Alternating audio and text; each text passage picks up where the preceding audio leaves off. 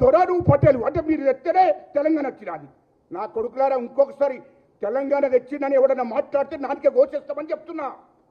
తమాషా చేస్తున్నారా మీరు? అంటే మీ భూస్వాములు మీ అప్పర్ కాస్ట్ వాళ్ళంతా మేము తెలంగాణ అయితే మేము గాజులు పెట్టుకొని కూర్చున్నామా? ఏం తమాషాలు గిట్ట చేస్తున్నారా? లుచ్చా నా కొడుకులారా.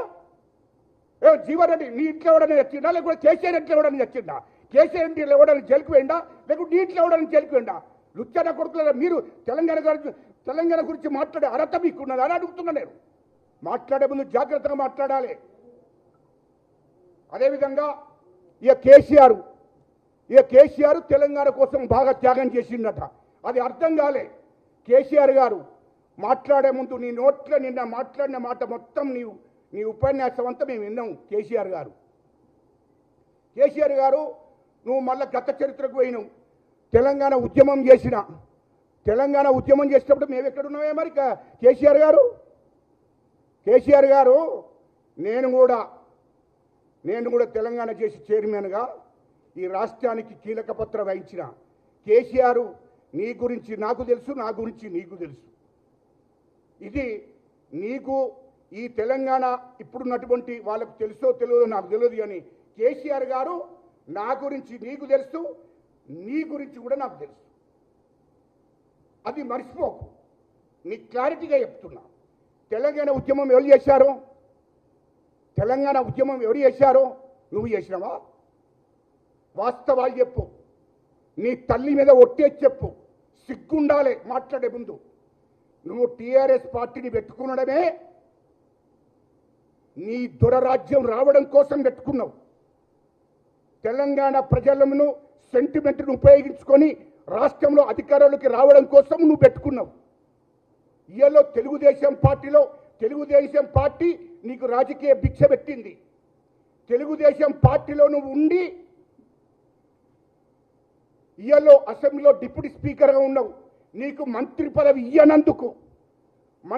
ఇయ్యనందుకు ఒక దిక్కు కమ్మోళ్ళు, ఒక దిక్కు రెడ్డోళ్ళు ఈ రాష్ట్రాన్ని పరిపాలిస్తున్నారు. ఇక్కడ నాకు మంత్రి పదవి ఇస్తలేడని చెప్పి ఒక నీచమైన ఆలోచనతోని నువ్వు బయటికి వచ్చి టీఆర్ఎస్ పార్టీ అని పెట్టుకున్నావు. తెలంగాణ రాష్ట్రం పేరు మీద టీఆర్ఎస్ పార్టీ అని పెట్టుకొని నువ్వు 2001 నుంచి 2008 దాకా నీ పార్టీలో తెలంగాణ సెంటిమెంట్ను ఉపయోగించుకుంటా నీవు నీ కుటుంబ సభ్యులు ఎమ్మెల్యేలకు పోటీ చేసుకుంటూ గెలుచుకుంటూ వచ్చారు తెలంగాణ సెంటిమెంట్తోనే. కానీ నువ్వు నీ టీఆర్ఎస్ పార్టీని బలోపేతం చేసుకోవడం కోసం, నీ రాజకీయ అధికారం కోసమే నువ్వు పార్టీ పెట్టుకున్నావు తప్ప నువ్వు తెలంగాణ ప్రజల కోసం కాదు అని అంటున్నా. నీ పార్టీ వేరు, తెలంగాణ ప్రజలు వేరు. తెలంగాణ రాష్ట్రం కోసం నువ్వు ఉద్యమం చేయలే, నీ పార్టీ కోసం ఉద్యమం చేశావు. నీ పార్టీని బలోపేతం చేసుకోవడం కోసం ఉద్యమం చేశావు. నీ పార్టీని రాజకీయ అధికారం కోసం ఉద్యమం చేశావు. ఒక్కటి నేను అడుగుతున్న కేసీఆర్ గారు, మీ మీడియా ద్వారా దయచేసి 2001లో పార్టీ పెట్టుకున్నావు కదా, 2004లో ఎన్నికల్లో పోటీ చేశావు. కాంగ్రెస్ పార్టీతోని పొత్తు పెట్టుకొని పోటీ చేశావు కదా. అరే లుచ్చనా కొడుక, నువ్వు తెలంగాణ రాష్ట్రం కోసమే అనుకుంటే 2004లో కాంగ్రెస్ పార్టీతో ఎందుకు పొత్తు పెట్టుకున్నావో అది తెలంగాణ ప్రజలకు చెప్పు.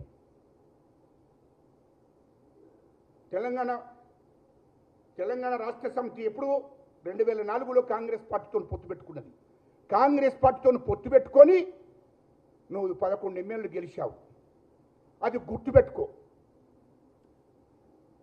నీ అల్లుడు అప్పుడు సర్పంచ్ కాదు, ఎంపీటీసీ కాదు, జడ్పీటీసీ కాదు, ఎమ్మెల్యే కాదు, రాష్ట్ర మంత్రిని చేసుకున్నావు హరీష్ రావును. ఎవరితో మాట్లాడి? మా ముఖ్యమంత్రి వైఎస్ రాజశేఖర రెడ్డి గారితో మాట్లాడి, కాంగ్రెస్ ముఖ్యమంత్రి, గుర్తు ఎత్తున్నా నీకు. మా ముఖ్యమంత్రి గారితో మాట్లాడి మంత్రి పదవి ఇప్పించుకున్నావు. 2 మంత్రి పదవులు ఇప్పించుకున్నావు. ఇది వాస్తవం కాదా? ఇక నువ్వు మరి తెలంగాణ కోసం ఎక్కడ కొట్లాడినావు? 2004లో కాంగ్రెస్ పార్టీతో పొత్తు పెట్టుకున్నావు కదా. అదేవిధంగా నువ్వు ఎంపీగా పోటీ చేసి గెలిచి కేంద్ర మంత్రి, కార్మిక శాఖ మంత్రిగా తీసుకున్నావా లేదా? కేంద్ర కార్మిక శాఖ మంత్రిగా కాంగ్రెస్ పార్టీ యూపీఏ గవర్నమెంట్లో. ఇంకా నువ్వు తెలంగాణ రాష్ట్రం కోసం ఉద్యమం చేసిందని చెప్తున్నావేంది?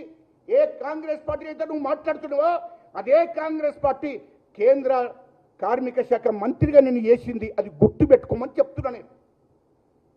రాష్ట్రంలో నీకు మంత్రులు ఉంటారు, కేంద్రంలో నువ్వు కేంద్ర మంత్రి అవుతావు. మరి ఇది ఎట్లా సాధ్యమైంది? ఇక తెలంగాణ కోసం ఎక్కడ ఉద్యమం చేసినావు నువ్వు?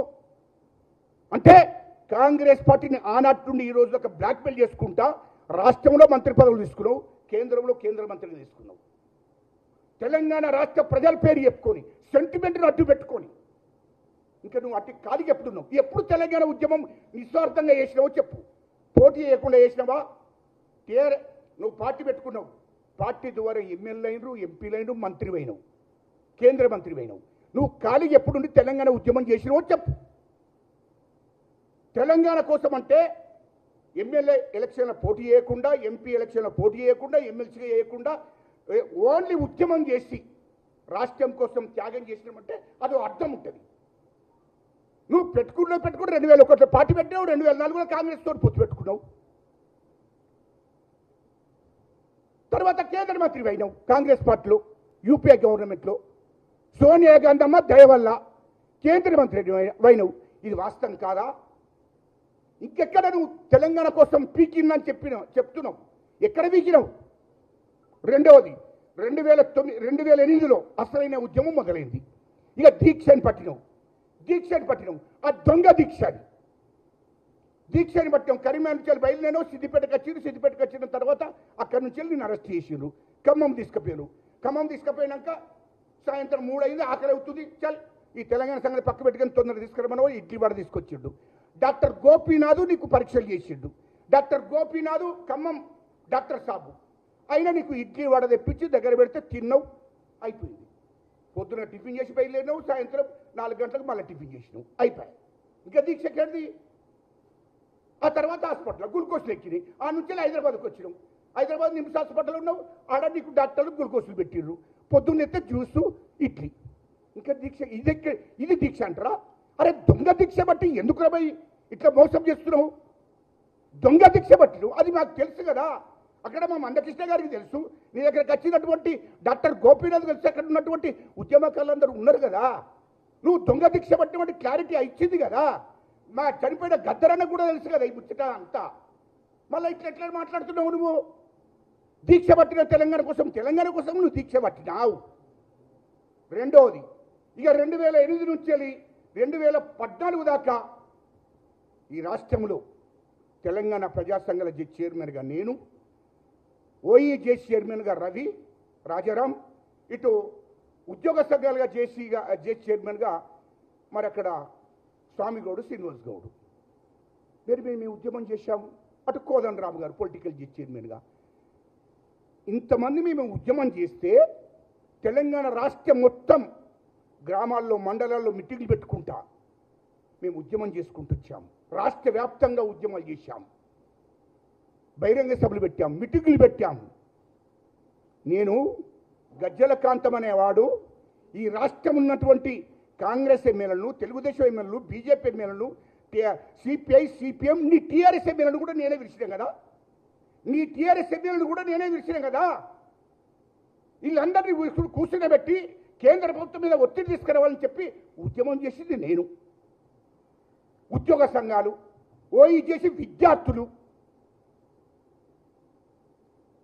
మరి అడ్వకేట్స్, డాక్టర్లు, ప్రొఫెసర్లు మేమంతా ఉద్యమం చేస్తే నీవు బహిరంగ సభలు పెట్టుకుంటావు, ఉపన్యాసం ఇచ్చి పోయి మళ్ళీ 6 నెలల దాకా ఇంట్లో పడుకొని పొద్దున సాయంత్రం దాక్కుంటా మంచిగా ఇంట్లో పడుకుని రెస్ట్ తీసుకొని 6 నెలలకు ఒకసారి బహిరంగ సభ పెట్టుకుంటా మాకు తెలంగాణ కావాలని చెప్పడం, పోవడం, పండుకోవడం. ఇది నువ్వు తెలంగాణ తీసుకొచ్చినట్ట? ఎన్నడన్నా 2008 నుంచి 2014 దాకా ఎన్నడన్నా పార్లమెంట్కి పోయినావా చెప్పు, మీడియా ముందంటే చెప్పు. ఎన్నడన్నా పార్లమెంట్కి పోయి తెలంగాణ రాష్ట్రం కావాలని పార్లమెంట్లో నువ్వు మాట్లాడావా? అరే దొంగ, ఈ దొంగ నాటకాలు ఎందుకు ఆడుతున్నావు? ఎవడో అంటాడు లుచ్చనా కొడుకు జాతిపితనట. ఎవడా జాతిపిత? ఎవడు? మాట్లాడే ముందు జాగ్రత్త. నీ చరిత్ర మొత్తం నా దగ్గర ఉంది. 6 నెలలకు ఒకసారి, ఆడదికోసారి మీటింగ్లు పెట్టావు. శ్రీకృష్ణ కమిటీ వచ్చినప్పుడు నేను రిపోర్ట్ చేసిన. నా రిపోర్ట్ను చూసి ఏం చేసిండు? నా దగ్గరికి చర్చలకు వచ్చిండు. కాంతం మనం అందరం కలిసి, అంటే నీ పార్టీ బలోపేతం కోసం, నీ పార్టీ అధికారులకు రావడం కోసం నా దగ్గరికి వచ్చావు. నాతో ఉన్నటువంటి కమిటీ, ప్రజా సంఘాలు చేసే కమిటీ అందరితోని నేను బెల్లైన ప్రొఫెసర్లు అందరం కూర్చుని మాతో చర్చలు జరిపావు. చర్చలు జరిపినప్పుడు ఏం చెప్పావు నువ్వు?